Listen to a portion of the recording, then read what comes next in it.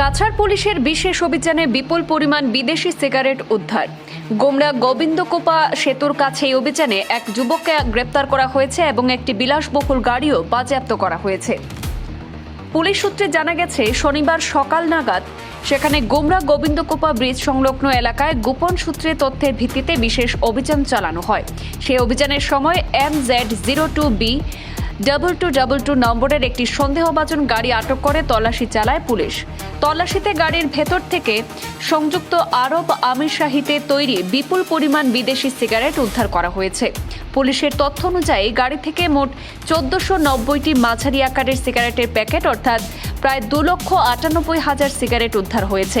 এই ঘটনায় জড়িত থাকার অভিযোগে ময়নুল হোসেন লস্কর নামে 24 বছরের এক যুবককে গ্রেপ্তার করা হয়। সে ধলাই থানার অন্তর্গত বাসখাল গ্রামের সাজিবুর রহমান লস্করের পুত্র বলে পুলিশ জানিয়েছে। উদ্ধার হওয়া সিগারেট এবং বাজেয়াপ্ত করা গাড়ি আইনি প্রক্রিয়ার অংশ হিসেবে বাজেয়াপ্ত করা হয়েছে এবং পুরো ঘটনার তদন্ত অব্যাহত রয়েছে।